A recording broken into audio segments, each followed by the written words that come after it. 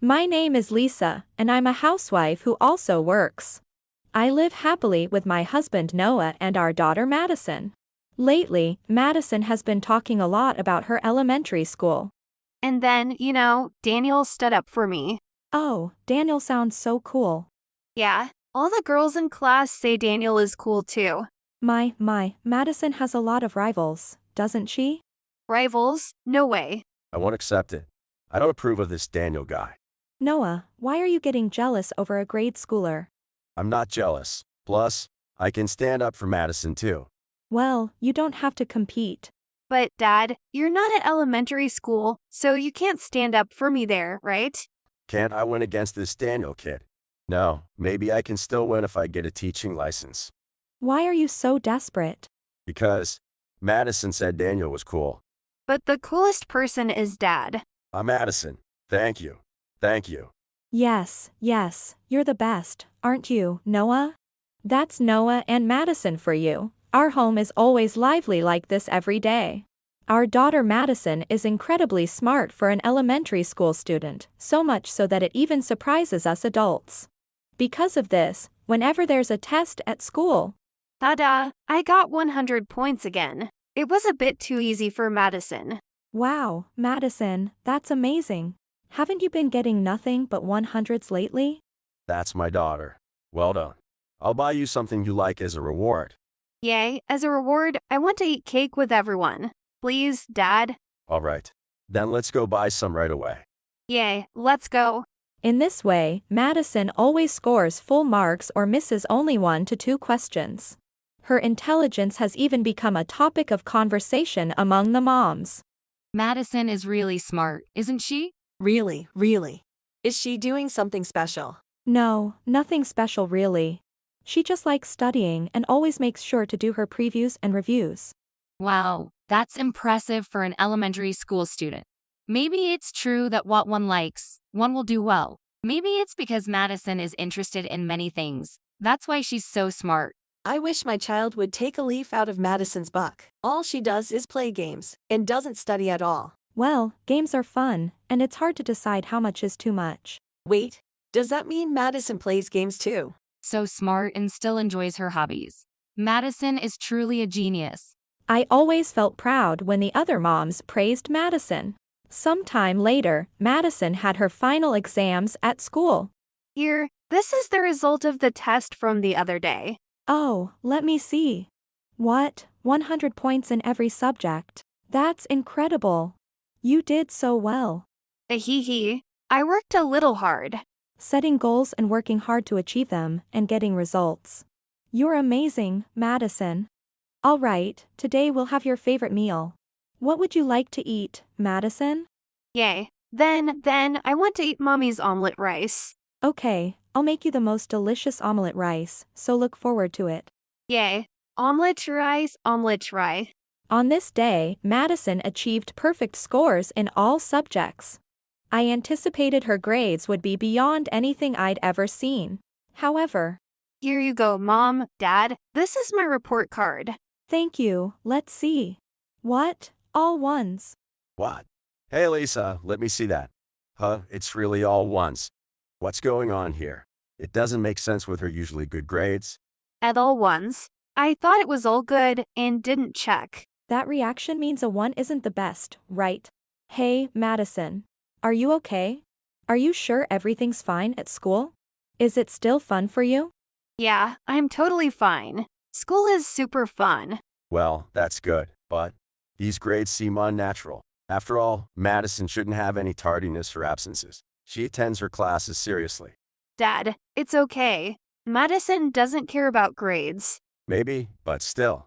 Anyway, don't make such faces, both of you. Madison isn't happy unless you two are smiling. Come on, let's stop talking about this and play something else. Madison. All right, understood. Although Madison didn't seem concerned, Noah and I were not convinced about her evaluation. So, after discussing it with Noah, I decided to go to the school to inquire. There, Madison's teacher, Elizabeth, made time to meet with me. You must be Madison's mother, right? Nice to meet you. I'm Elizabeth, her homeroom teacher. I'm Lisa, Madison's mother. Thank you for making time for me today. Not at all. So, you wanted to discuss Madison's grades, correct? Yes, Madison has been scoring very well on her tests. But I can't accept that all her grades are ones. Yes, I understand that it's concerning when your child's grades are poor. However, grades aren't determined by tests alone. They include everyday classroom participation and overall attitude at school, providing a fair and comprehensive evaluation. I understand that, but are you implying that there's a problem with Madison's behavior? I wouldn't think that's the case. This isn't just about you, Lisa, but parents who are passionate about their child's education often say that. However, children tend to misbehave when their parents aren't watching. When I'm not watching. Yes, especially smarter children tend to show this trend more strongly. Madison has been frequently displaying a defiant attitude towards teachers. Honestly, it has been a concern for us. Madison has been to the teacher. Yes, it's hard for any parent to accept, but you're not alone in your reaction. This is a fact witnessed by other teachers as well. We made this difficult decision because we believe it's in Madison's best interest. We believe that this will ultimately benefit Madison. It's all for her. That's... I apologize, but to protect Madison's self-esteem, I can't discuss this matter any further. I understand it's hard to accept, but please try to understand. Ultimately, I couldn't get Madison's grades reviewed and returned home. When I shared what I learned from Elizabeth with Noah, he also seemed unconvinced. Therefore, we decided to discuss this with the principal and bring it up during the PTA general meeting. That concludes the meeting, but lastly, there's something we need to discuss. About Elizabeth, the teacher of Class 1. She gave a student all ones for their grades, and we'd like her to explain why. All ones. I see, that's the issue. Madison scored 100 in every subject on her recent final exams. Her previous test scores were also high, so the lowest rating is unacceptable. That's unbelievable. Madison got all ones. Madison is a genius. Are you making this judgment based on personal likes and dislikes, teacher? Ugh. No, that's not the case. I wouldn't do such a thing. Even if I didn't like Madison, I wouldn't let personal feelings influence the evaluation. Exactly. We're in a profession often referred to as a calling, aren't we? We wouldn't make a judgment filled with personal biases. As Emerson said, school evaluations aren't just about test scores. Madison doesn't bring her homework, and she's often tardy. Her attitude in class is defiant, and she frequently disrupts the lessons, which led to that evaluation. That can't be. Madison should be doing her homework. Yes, at home, she even creates her own assignments to study further. That's exactly the problem. Madison only does the assignments she creates herself and forgets about the homework. Surely, you can see that this is incorrect? But she's scoring well on the tests. Right? Isn't that proof that she's taking the lesson seriously? Do you really think so? Madison is so capable she can create her own assignments. It's entirely possible for her to score high without taking the lessons seriously. More importantly, she's not following the established rules by not doing her homework, which is wrong. But Madison is doing more than what's required, and her test scores are perfect. What's the problem with that? From what I've heard, there seems to be no issue with her academics. What do you think? Principal, all right, we'll address Madison's homework as you suggest. However, I cannot condone her attitude towards teachers. If someone doesn't correct this now, it will cause problems for Madison in the future. Then, as her parents, we will make sure to teach her properly. She behaves well in front of her parents, right? Parental reprimand could be counterproductive.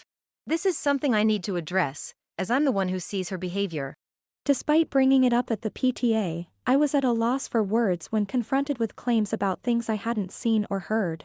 Then, suddenly... You know, that's because the teacher is wrong. Madison, why are you here? Madison, what do you mean by that?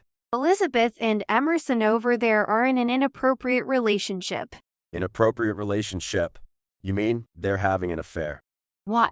A teacher and a student's parent. No way, that can't be true. So, that's why Madison was.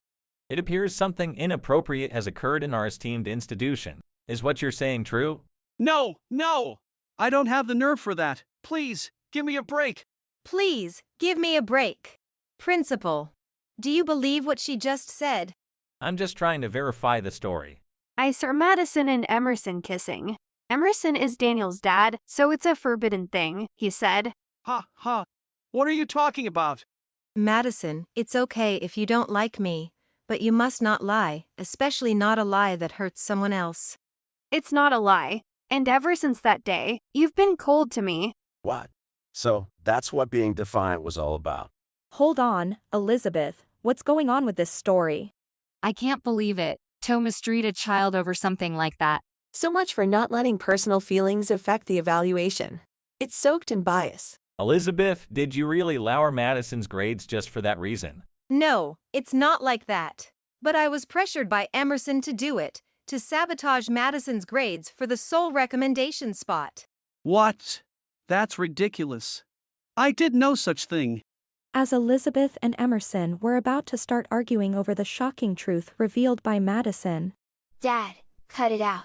You're embarrassing. Daniel, you came. Everyone, what Madison is saying is true. Elizabeth teacher is taking money from my dad in exchange for cooperating with him. What? What are you saying, Daniel? That's right, Daniel. You can't just say whatever you want to look cool in front of Madison. No, I came here to say what's wrong is wrong. That's what I'm calling showing off. Just be quiet. No, I won't do anything wicked. Besides, I have decisive evidence. Listen to this. What? Is this a recording of our conversation? Daniel! When did you?